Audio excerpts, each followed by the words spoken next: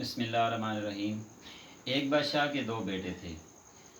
ایک شریف تھا اور ایک شرارتی ذہن کا تھا۔ اب جو شرارتی ذہن کا تھا اس کی وجہ سے بادشاہ سلامت بڑے پریشان رہتے تھے، کیونکہ آئے روز وہ تنگ بھی کرتا رہتا تھا اور اس کی وجہ سے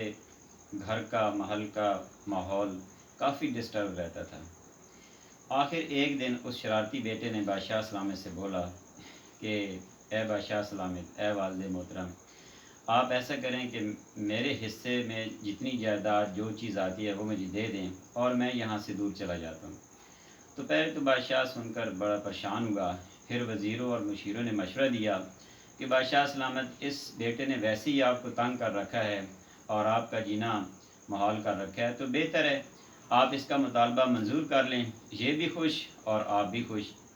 تو چنانچہ ایسے ہی کیا بادشاہ سلامت نے کہ جو اس کا حصہ بنتا تھا وہ مشاورت سے اس کو دے دیا اور وہاں سے اس کو روانہ کر دیا۔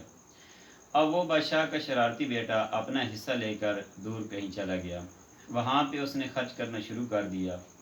اور آہستہ آہستہ اس کے پاس جو کچھ تھا وہ ختم ہو گیا اور آخر میں وہ خالی ہاتھ رہ گیا۔ تو کچھ دن میں ہی جو رقم تھی اس نے اڑا دی، جو اس کے پاس سامان تھا وہ ختم ہو گیا۔ پھر اس نے ارادہ کیا کہ کیوں نہ میں واپس اپنے جو والد صاحب کی سلطنت ہے وہاں پہ چلا جاؤں، اپنے جو والد صاحب ہیں جو بادشاہ سلامت ہیں ان کے پاس دوبارہ چلا جاؤں، میرے تو والد صاحب ہیں۔ تو درمیان میں کچھ لوگوں نے خبر پہنچا دی بادشاہ کے دربار میں کہ آپ کا جو شرارتی بیٹا ہے جس کو آپ نے یہاں سے سامان دے کر اس کا حصہ دے کر روانہ کیا تھا، اب وہ واپس آ رہا ہے۔ تو لوگوں کا اور درباریوں کا جو مشیر تھے ان کا یہی خیال تھا کہ بادشاہ سلامت یہ سن کر پریشان ہوں گے اور ہو سکتا ہے کہ ایسا حکم صادر فرما دیں کہ اس کو واپس نہیں آنے دینا، اس کو اب ہم اپنی سلطنت میں یا اپنے اس دربار میں حاضر نہیں ہونے دیں گے۔ اب یہ لوگوں کا گمان تھا،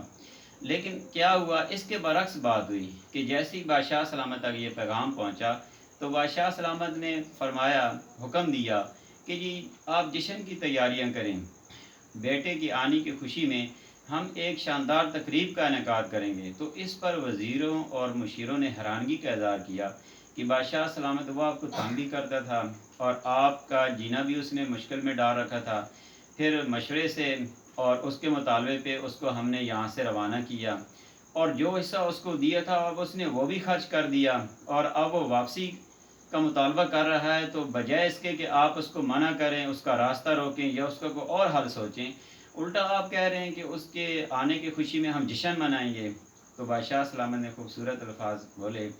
کہ جاتا ہر کوئی ہے اور واپس کوئی کوئی آتا ہے۔ وہ کہتے ہیں نا کہ صبح کا بھولا شام کو گھر آ جائے تو اسے بھولا نہیں کہتے۔ اور بادشاہ سلامت کو اس بات کا یقین تھا کہ اس بیٹے کو میں نے چند دن چند عرصہ اس نے باہر گزارا ہے تو اس کو لازمی اس بات کی سمجھ آ گئی ہوگی کہ کتنا مشکل ہے باہر رہ کر، یا میں جو شرارتیں کرتا تھا، جو میں نے تنگ کر رکھا تھا، تو اس کو سمجھ آ گئی ہوگی۔ اور ویسے بھی کہتے ہیں کہ اگر کوئی لوٹ آئے تو اسے ویلکم کرنا چاہیے، اس کی حوصلہ افزائی کرنی چاہیے۔ پھر اس کے ساتھ ہمیں یہ بھی بات سامنے آتی ہے ہمارے کہ کسی کو امید ہوتی ہے کہ میرے واپسی کے راستے بند نہیں ہوئے تو تبھی وہ واپس آتا ہے۔ تو ہمیں ان باتوں کا خیال رکھنا چاہیے کہ اگر کوئی واپس آئے تو اسے ٹھکرانا نہیں چاہیے۔